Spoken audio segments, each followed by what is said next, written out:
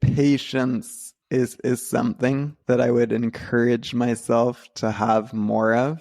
And really that like you learn so much on the journey that is building a company. Even when you fail or when things seem like they're going backwards, you are still learning, and those things are going to help you go faster in the future. We went from like $100 a month to like a $5,000 annual contract. And then we quickly raised the prices a lot more from there. Did that slow down sales, did you find? Not at all. It's very uncomfortable for me anyways to lose customers. Especially even if it's intentional, which it was. It like goes against everything at my core to lose a customer, even if they're not the right customer for you anymore. You have to look at the longer term. And this comes from someone who's very impatient. Like you have to have a longer time horizon and just know that, if you do go enterprise, there are going to be some major peaks and valleys and lots of time in between. But when you do land those perfect ICP customers at high ASPs, it makes up for a lot in between. Welcome to the Product Market Fit Show, brought to you by Mistral, a seed stage firm based in Canada. I'm Pablo. I'm a founder turned VC. My goal is to help early stage founders like you find product market fit. Well, Pierce, welcome to the show. Thank you. Great to be here. So we'll jump into Knak, your current company, shortly. But maybe to start off, because like the story ties into it, you had a different company before this called Revenue Pulse. What's the story there? Like how did you start that company? Yeah, so I was a really early Marketo customer and super active in their like customer community. And eventually people just started messaging me asking if I did consulting, which I conveniently said yes. And that's really how Revenue Pulse started.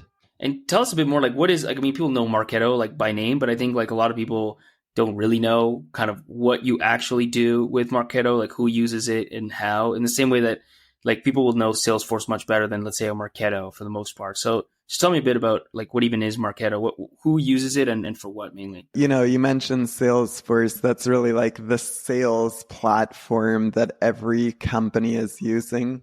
Marketo or marketing automation platforms are essentially the equivalent to Salesforce, but on the marketing side. So, pretty much every bigger company uses some form of marketing automation now. Like I'd even say SMB mid-market companies use like a HubSpot. What's so hard about it that people would like be asking you to consult for them on Marketo? Like what does it take to actually get that thing up and running? Yeah, again, if you look at Salesforce, like it's a pretty basic platform, but when you start trying to do more sophisticated things with it, it can get complicated. It's the same kind of thing.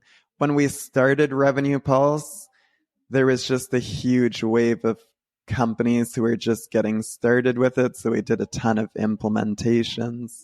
To give you an example, company might want to do like, hey, based on a prospect downloading a specific, ebook on my website, I want to set up a lead nurture program. And then based on their activity in that nurture program, I want to set up lead scoring and lead routing based on all of that. So you can imagine if you have thousands of offers and tens of thousands of emails and very complicated lead scoring and lead routing programs, it can get complex. And if you've never done it before, there's definitely a lot of pitfalls that we helped and still help customers avoid.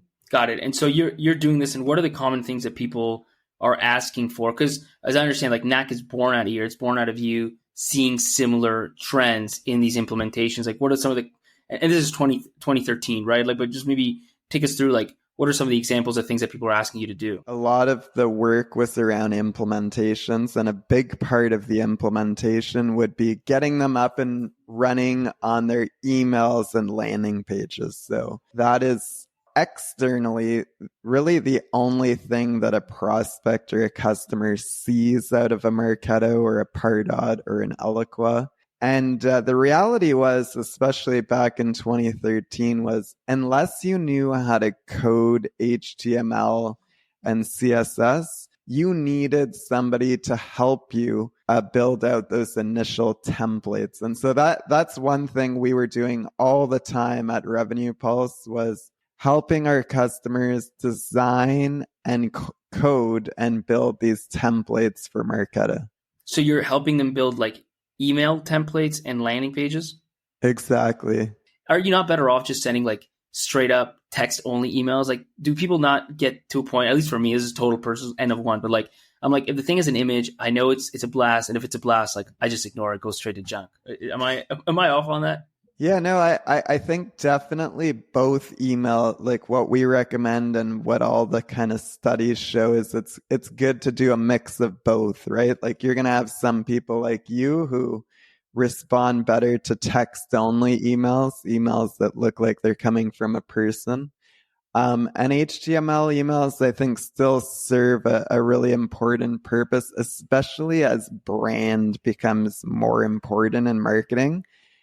And it's email is still the only place where you control everything about your audience, right? Like if you look at social, you can't get in front of every single person who follows you.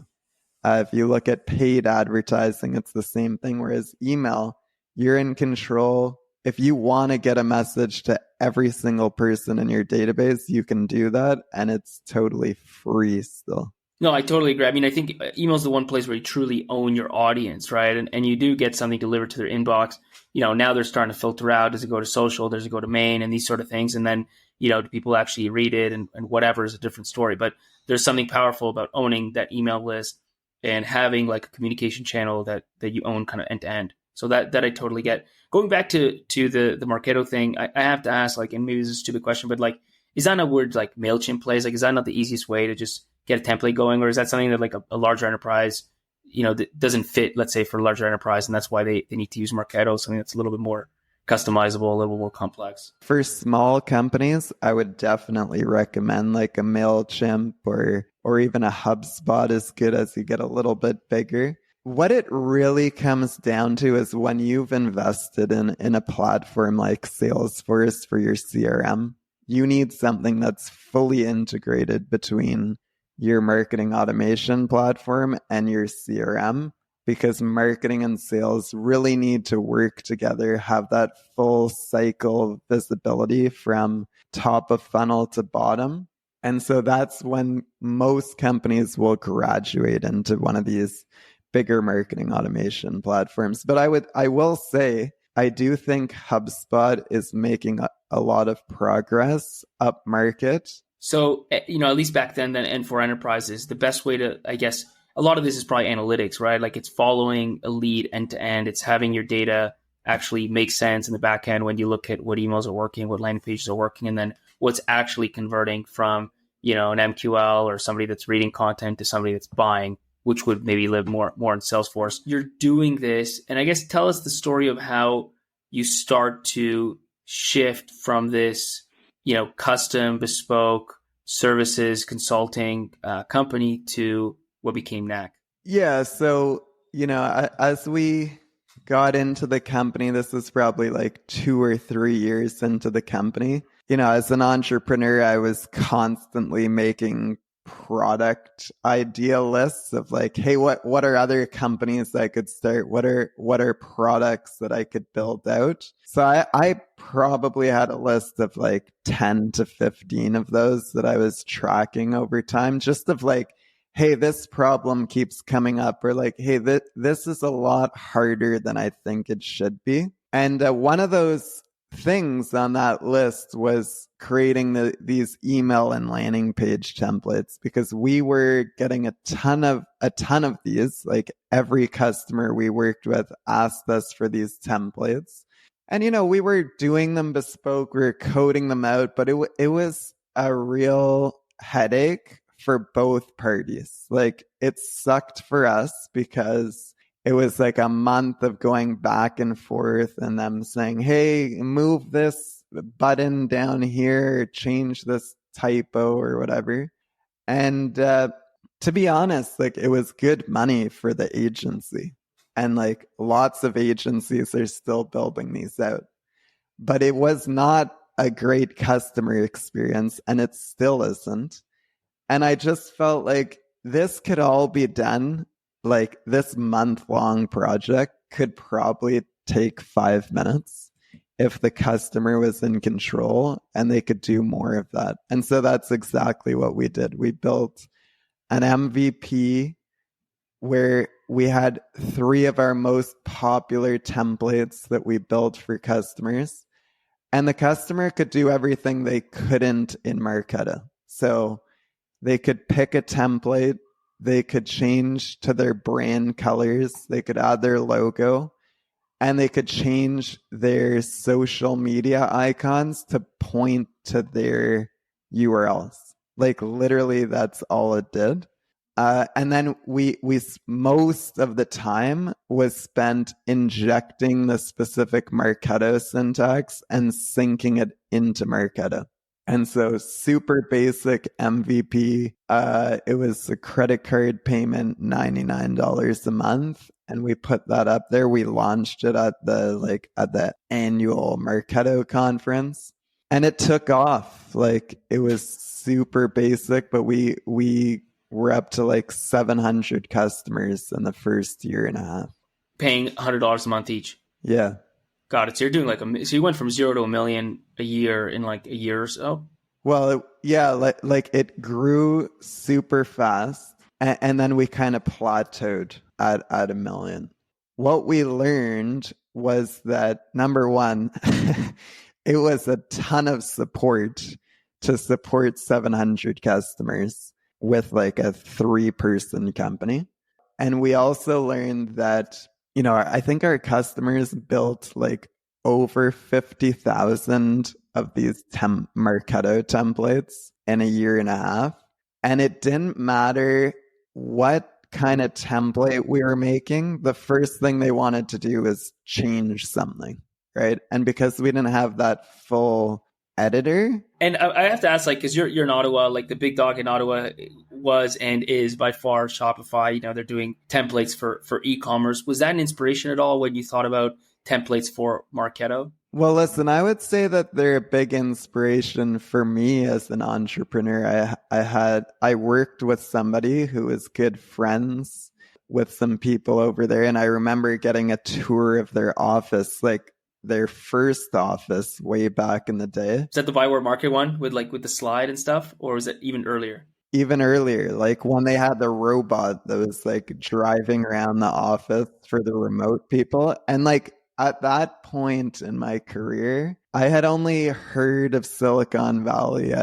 It felt like something out of a movie, but it made it real. It was like, hey, you can make a company that you see in the movies. And that was definitely an inspiration for me to see it at that point and then hear about it over time, right? It was like, hey, they were a 100-person company when I saw them, and now they're 10,000 people. So I would say that was an inspiration. And I have met Toby a couple of times and heard him speak and just hear the story. And so, yeah, like when it's close to home, it makes it more real. And it I think psychologically makes it feel like, hey, I could do that too. 100%. It's crazy how that works. And I mean, for people that are in SF or New York City, they're seeing this all the time. But if you're not in one of those like main hubs and you don't have like us, like even a Shopify or something pretty big like around you, it's really hard to, I guess, like fully believe, which is why, at least for me, like the moment that changes when I went to 500 Startups Accelerator in SF, right? And all of a sudden you're like right there in the middle of it, and everybody's talking about $100 million this, $1 billion that, and it just becomes much more real. So I think like finding a way to have that happen to you, whether it's like you go to one of these cities, like a lot of people, especially back then out of Ottawa, would go to SF for like a handful of weeks to try and fundraise, whatever it was. But I think one of the results, whether they did end up raising or not, was just getting in touch with how real this can be. And I think it powers you in a different way. Yeah, 100%. I was very fortunate to start my career at Cognos. For those of you who haven't heard of Cognos, like when business intelligence first became a thing, this is like way before Tableau.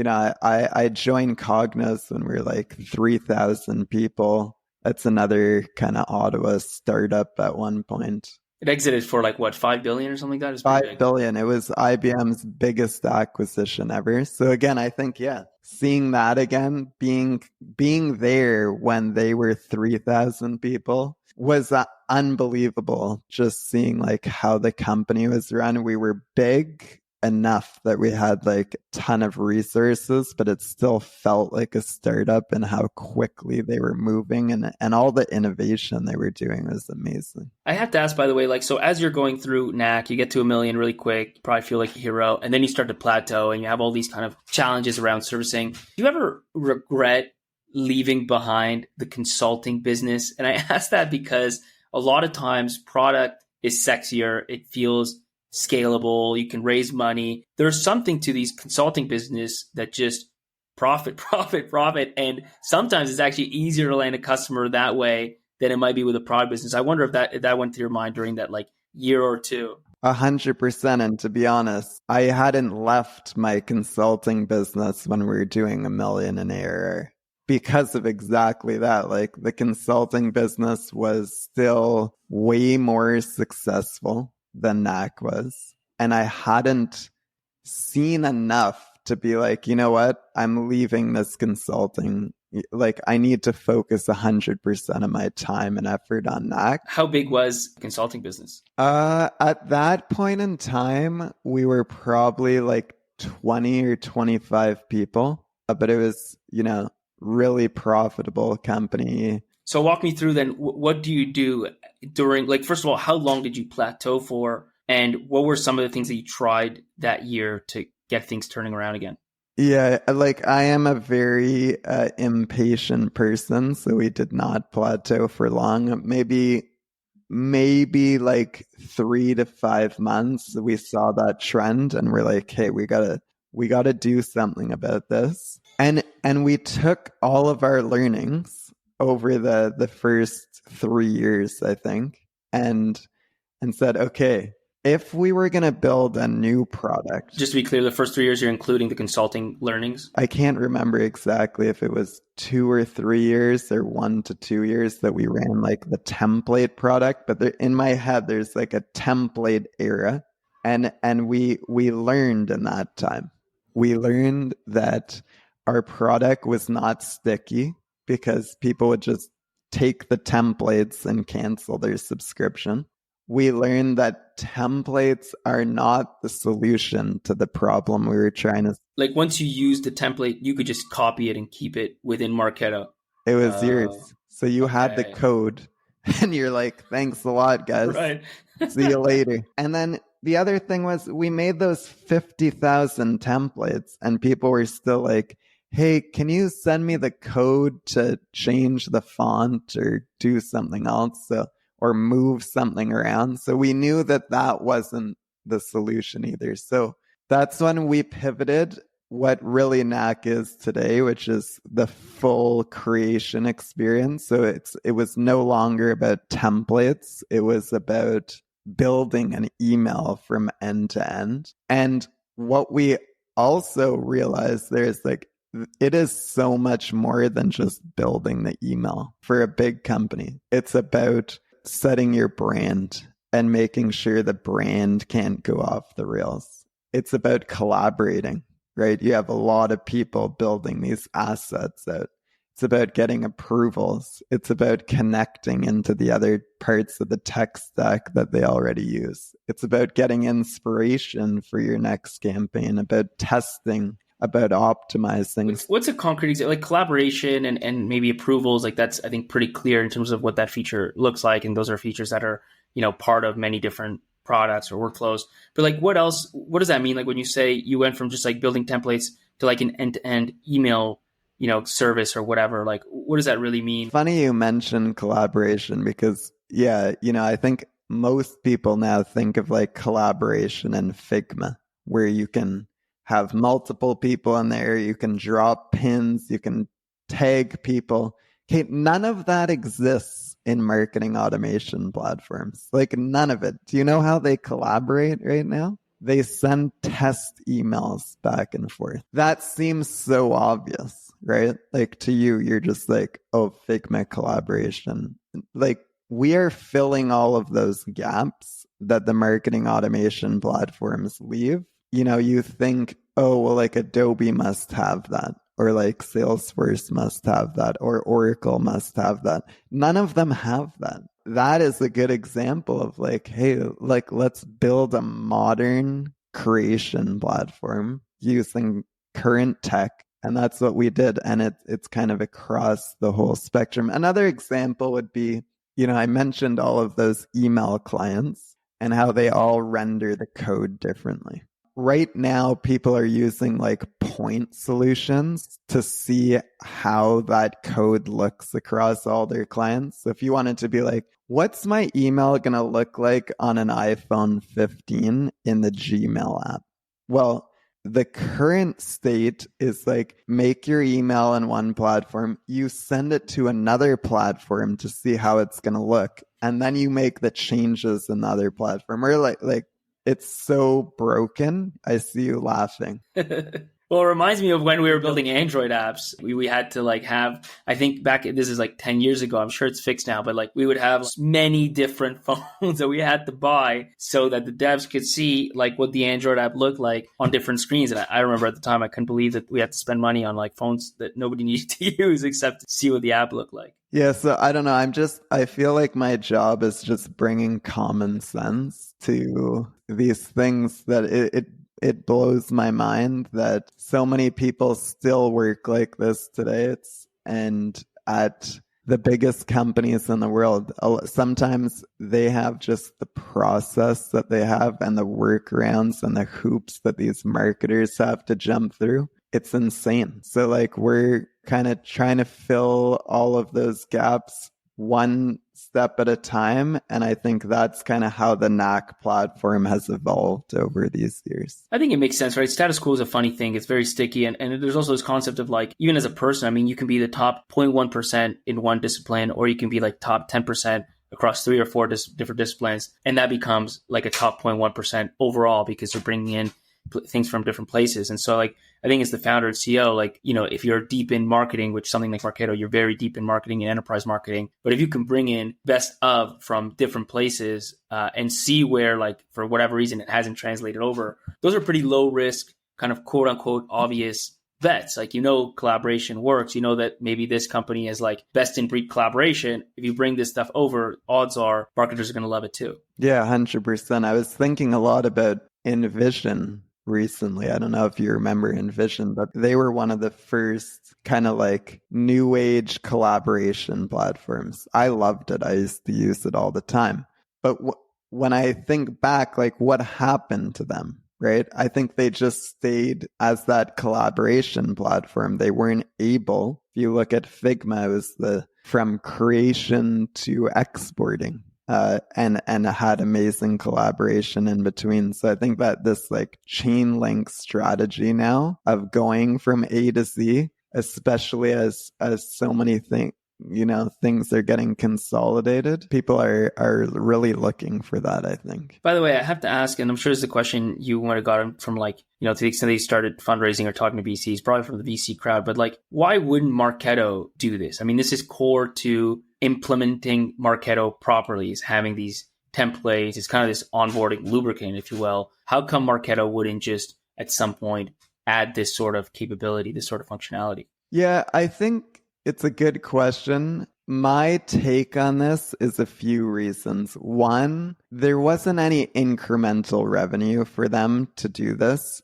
The way that Marketo always went to market was, we have a full drag and drop. It's super easy. Like that's how the salespeople sold it. And people don't really realize it isn't until they start using the platform and being like, oh crap, yeah, we're going to need help with this now. I think that's one part of it. I think the next part is that, Marketo got acquired they went public, they got acquired by Vista, then they got acquired by Adobe. And I think at each of those acquisitions, they lost a lot of talent to the people who, the early engineers and product people who kind of cashed out on their equity and moved on to their next product. I think that they had a lack of engineering that really knew how to go in there and make changes. And there may have been some like fear of breaking parts of the platform. And honestly, I'm just not sure for them that it's like the sexiest thing that they could do. They were like, they were early in like AI content and email. They were doing things like account-based marketing. They're doing chat, like dynamic chat. And this is like a core foundational part that I think people just assume they're good at. That is my hypothesis. Now, there is a whole new focus on content generation now with generative AI. And so I think a lot of them are going back to what we're doing because it's sexy again. Like, hey, there's generative AI images and text, and that fits really nicely into these assets that we create.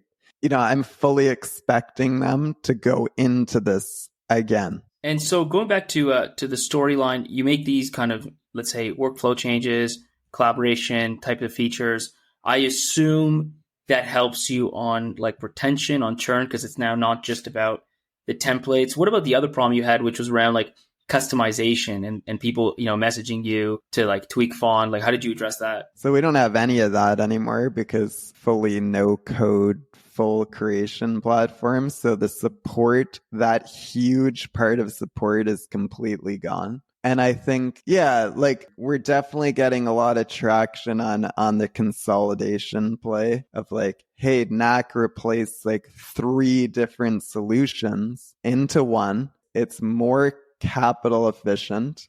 It's a better experience for the marketers because they don't have to go to 3 different platforms to get the information they need. We connect better into the Adobe Marketing Cloud than Adobe does natively.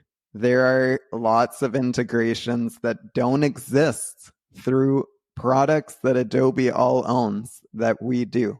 And so you're at $1 million ARR, 700 customers, plateau for maybe 3 to 6 months. You make these changes. What happens next? Like, what does growth look like for the next kind of couple of years? Things really happen quickly from there. Like, we kind of found that flow very early on because I think we knew the problem so well. So we launched a new product, totally different, right? Like, no more credit card sales, much higher ASP. We went from like $100 a month to like a $5,000 annual contract. And then we quickly raised the prices a lot more from there. Did that slow down sales, did you find, like raising the prices? No. Why do you think that is? Not at all. For the customers we were selling to, these are big companies. $5,000 is nothing to them, right? The difference between $99 a month and $5,000 a year is like literally nothing to them. And I think we were solving a real problem, right? I think ultimately we're solving a problem that needed to be solved. For the people we were selling to, that price point was, and I think the big turning point though is like we got approached by the biggest pharmaceutical company in the world. They said, hey, we really like what you guys are doing, but this is not an enterprise platform. We had an amazing champion over there. He was a really visionary guy. And he's like, I want to work with you to help you make this into a real enterprise creation platform. We built like a custom package for them where they funded a lot of the custom development of our enterprise product. From the beginning, we would own all of that IP. And it was just such a great partnership because their vision aligned to ours. It wasn't like we were building a bunch of stuff that would only be for them. It was basically our roadmap anyways.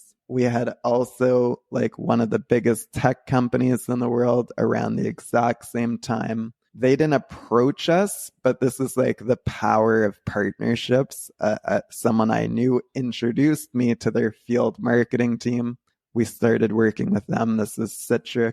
It was around the same time we were both building the feature set that those two companies really needed. And that formed the foundation for Knak. And then in like a week, we closed 3 enterprise deals. At what kind of ACVs? All over 100K. Did that totally change? Because you went from 1,000 a year, effectively at 100 a month, to like 5,000 to 10,000, and then you closed $300,000 ACV. And the power of that is like, I mean, this is stupid math, but like you need 100 customers. Now it's 1 customer. Like it's just mind blowing, right? Like did that totally change how you thought about Knak and the future of it? For sure, that was like the traction that I really wanted to see. And like even at this point, I was still running the agency, and Knak was like my side hustle. But when those 3 contracts came in, I was like, hey, we have hit on something here. There is traction. This is real. I pretty much started looking for a CEO of my consulting company like immediately after that. I would say probably the first time that we really felt that momentum. Like I think every entrepreneur can kind of remember when they found flow and the momentum. Is that like your product market fit moment? I think so. I think we had found product market fit with the template product. It was just never going to be a viable business. The pivoted version of Knak, I would agree with you. That was the moment where it's like. And by the way, in simple terms, because you work with SMB, then mid-market, then enterprise, and you said you worked with that enterprise customer that, which one was that? Sorry, the pharma one? Yeah, so like I can't say the name. So one of the big pharma, that narrows it down to like 3 names.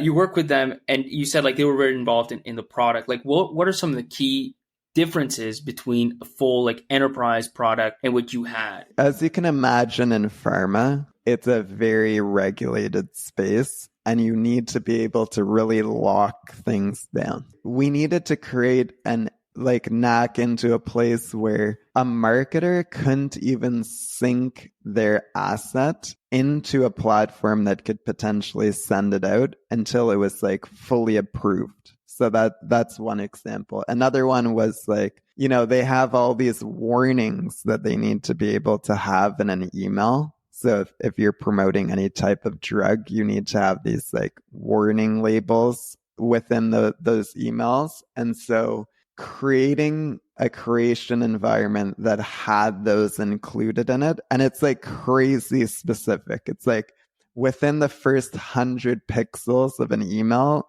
the person needs to be able to see this warning label. So that's another example. And then of course, like, but it's like high level, it's kind of like security and compliance. Huge. Like those are the themes. Yeah. And we were just way too open and flexible, of course, as like a startup solution. It was very open, user permissions, controls, brand control, all of that. By the way, you were bootstrapped this whole time, correct? Right up until we raised our Series A. So we bootstrapped to 5 million. And what was that? I mean, that Series A was like peak hype time. It was a pretty large Series A, right? $25 million.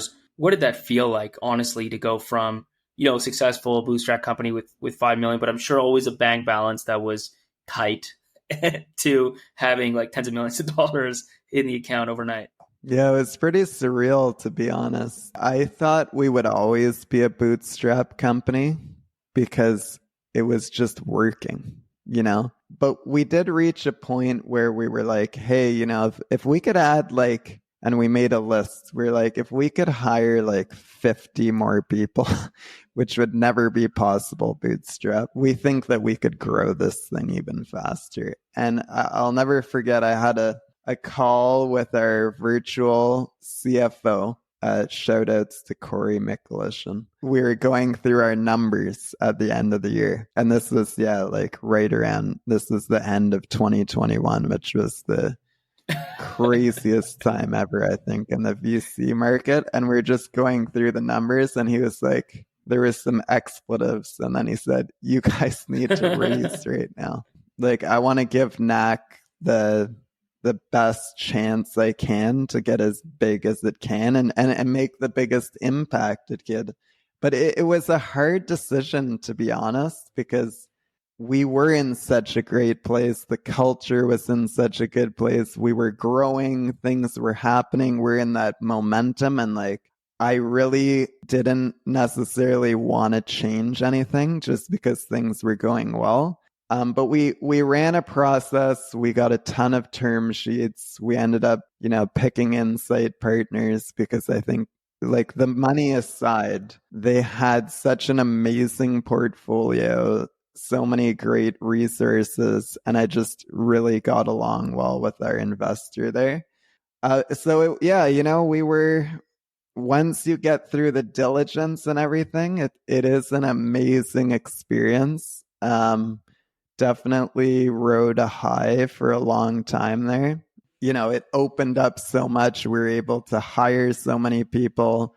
We were able to build out like a really kick-ass office, and it felt just very surreal. Did it work? Like, did that translate into growth? No. Well, no, it definitely did, but we made a lot of mistakes. Like, not in the way that you way. assumed that it would, I guess is the answer. We continued to grow really fast, and we were able to hire a lot of roles that we wouldn't have been able to. But the thing was, it was like everyone raised money in 2021. And then 2022 is probably the hardest time ever to hire people. And the salaries got out of control. There was very slim pickings in terms of who you could bring on board. I really think there's like this easy come, easy go mentality that can happen a little bit. Like before, when we were bootstrapped, it was like, hey, we had to grind to make all this money, and we're going to be super diligent in who we hire, what we spend it on. And it's really easy to kind of, okay, now you have 25 million in the bank. All of a sudden, all the expenses that get scrutinized, they're like $1,000. It's 5,000. It's like, it doesn't move the needle. Who gives a shit?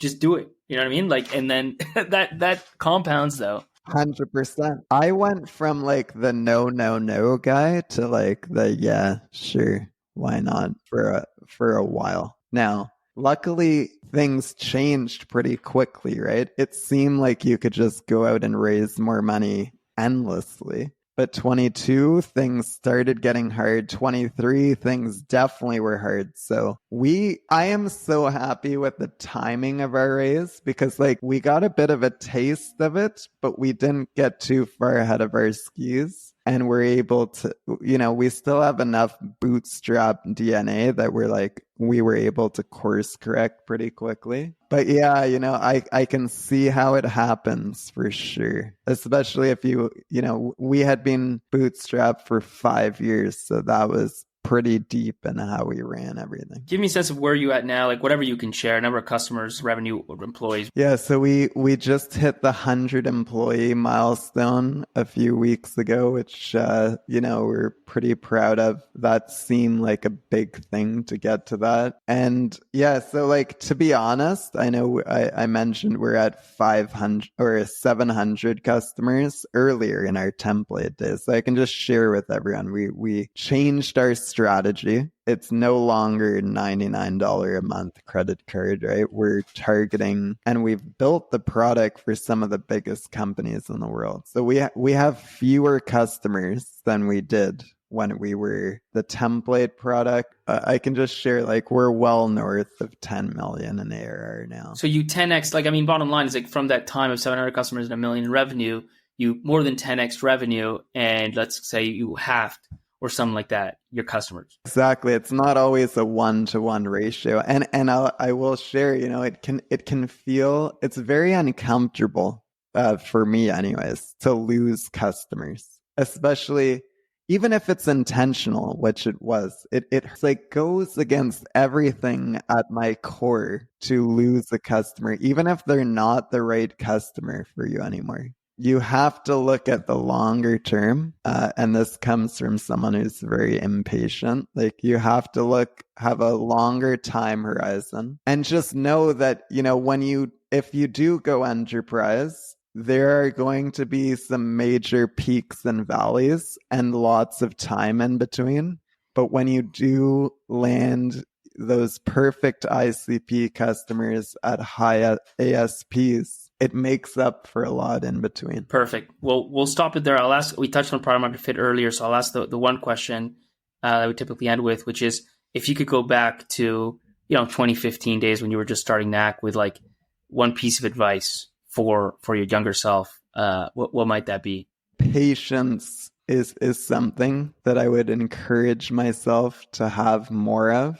And really that like you learn so much on the journey that is building a company. Even when you fail or when things seem like they're going backwards, you are still learning. And those things are going to help you go faster. What type? I have to double click on that just because, like, I can't believe I just said double click. I actually hate saying that, but I said it anyways. It's funny because you were talking about how impatient you are, and I'm thinking about in my mind, like, that's such a common trait amongst founders. And I would argue, like, it's kind of a virtue because impatience is the thing that, like, doesn't let you accept the pace of whatever. Like, it needs to go faster. But now you're saying you would have been more patient. Like, impatience helps. And what ways does patience actually help as a founder? Well, yeah, I think impatience is like, or urgency, I prefer to refer to it as like, you need to move fast. You need to listen to customers and implement. You need to look at your team and make changes quickly. You need to react to the market fast. And in software, generally, you need to be fast. I think